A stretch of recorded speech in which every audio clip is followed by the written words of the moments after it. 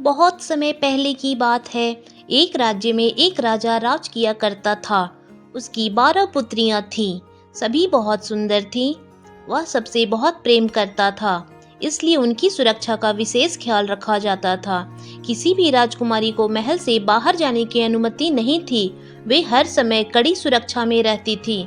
कुछ सैनिक हर समय उनके आसपास रहते ताकि उन पर किसी तरह का खतरा न आ सके। राजकुमारियों की रहने की व्यवस्था एक ही कक्ष में थी।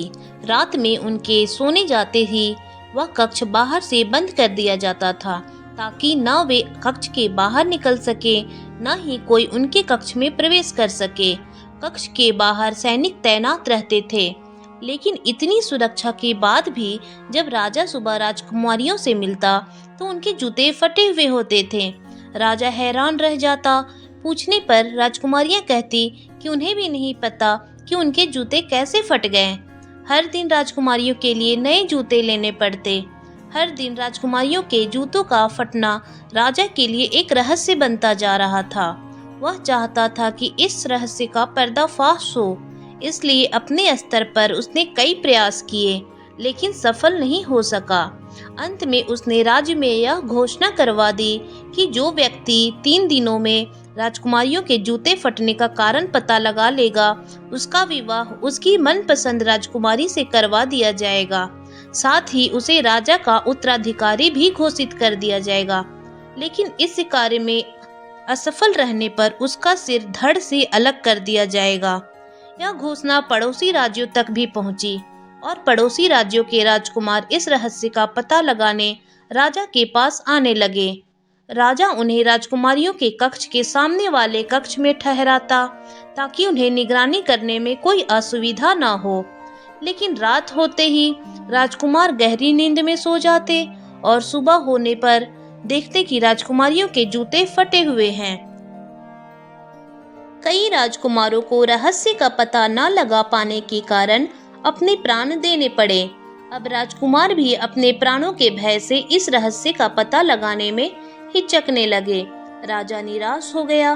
उसे लगने लगा कि अब यह रहस्य सदा रहस्य ही रहेगा। उस राज्य में एक गांव में एक गरीब युवक रहता था। एक दिन जब उसने राजा की घोषणा सुनी तो वह राजकुमारी से विवाह के सपने देखने लगा। उसने सोचा कि गरीबी में जीवन यापन करने से अच्छा है कि इस रहस्य का पता लगाने में हाथ आजमाया जाए। सफल रहा तो राजकुमारी से विवाह के साथ साथ राज्य का उत्तराधिकारी भी बन जाएगा, अन्यथा इस गरीबी के जीवन से तो मृत्यु ही भली। अगले दिन उसने एक पोटली में कुछ रोटियां बांधी और पैदल ही राजमहल की ओर निकल पड़ा।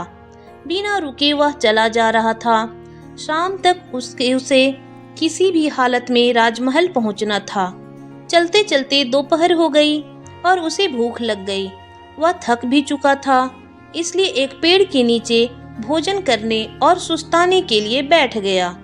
लेकिन जैसे ही उसने खाने के लिए पोटली खोली, एक बूढ़ी औरत वहां आ गई और उसने उससे खाना मांगा।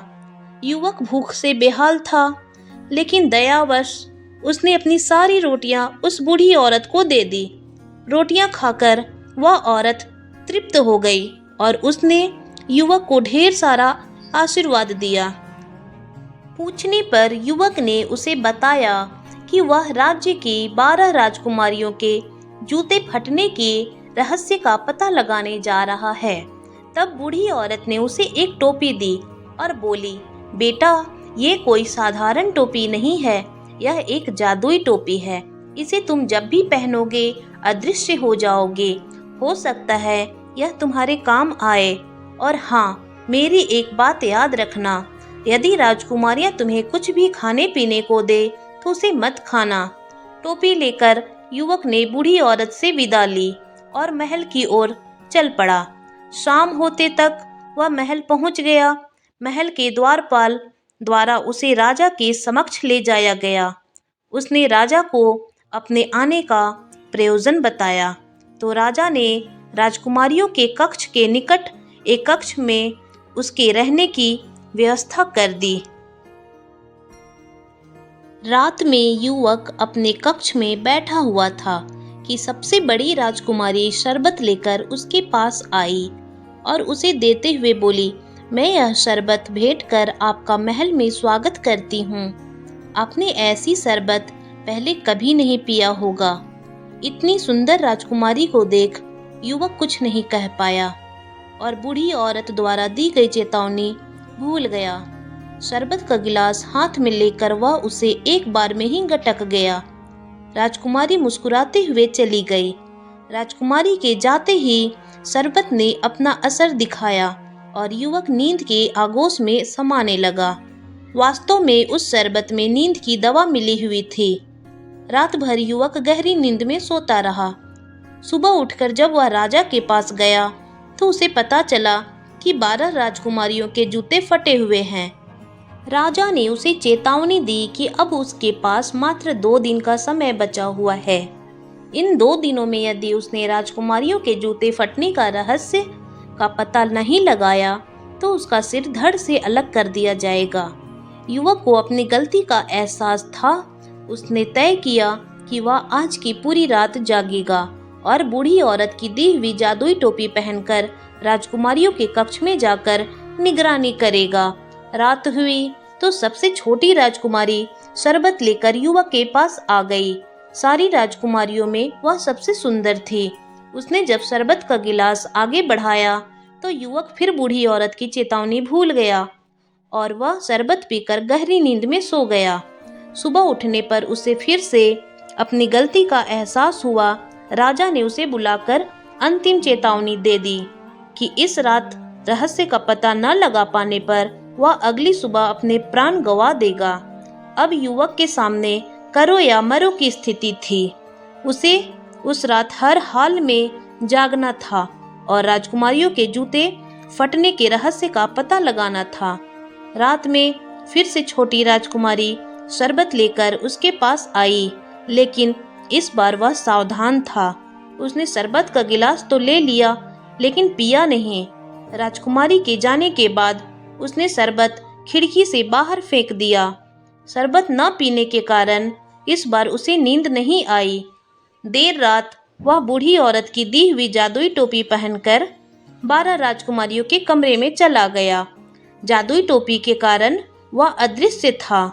कोई उसे देख नहीं पा रहा था, लेकिन वह सब कुछ देख पा रहा था।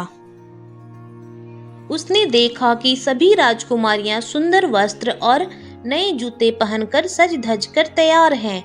युवक ये देख हैरान था। उसे समझ नहीं आ रहा था कि रात के इस पहर राजकुमारियां इतनी तैयार क्यों हैं। तभी सबसे बड़ी राजकुमारी सबसे छोटी राजकुमारी से बोली, जाओ जाकर पता तो करो कि वह युवक सोया है या नहीं। छोटी राजकुमारी युवक के कक्ष की ओर की दीवार पर कान लगाकर खड़ी हो गई और उसके खर्राटे सुनने की कोशिश करने लगी। युवक समझ गया कि उसे खर्राटे की आवाज निकालनी होगी ताकि राजकुमारियां उसकी ओर से निश्चिंत हो जाएं। वह अदृश्य था, इसलिए वह दीवार के पास जाकर खर्राटे की आवाज निकालने लगा, जिससे छोटी राजकुमारी को लगा कि वह सो गया है। उसने सारी राजकुमारियों को जाकर यह खबर दे दी। फिर सबसे बड़ी राजकुमारी ने 12 बिस्तरों में से एक बिस्तर खिसकाया और 3 बार ताली बजाई। ताली बजाते ही वहां की जमीन एक ओर खिसक गई। वहां एक गुप्त मार्ग था जहां नीचे की ओर सीढ़ियां बनी हुई थी। सभी राजकुमारियां एक एक करके उस गुप्त मार्ग में बनी सीढ़ियों से नीचे उतरने लगी। युवक भी उनके पीछे हो लिया। सीढ़ियां खत्म होने पर एक घना जंगल पड़ा।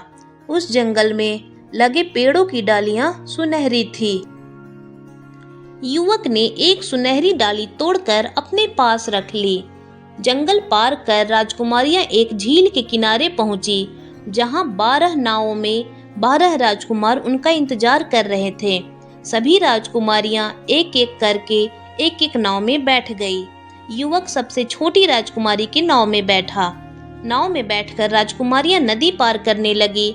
छोटी राजकुमारी को अपनी नाव कुछ भारी प्रतीत हो रही थी।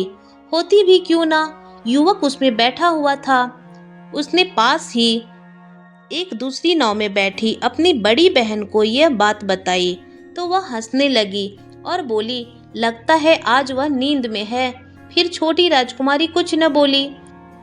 कुछ ही देर में नाव नदी पार पहुंच गई। सभी राजकुमारियां राजकुमारों के साथ नाव से उतरी और आगे बढ़ने लगी। कुछ ही दूर रोशनी से जगमगाता एक शानदार महल था।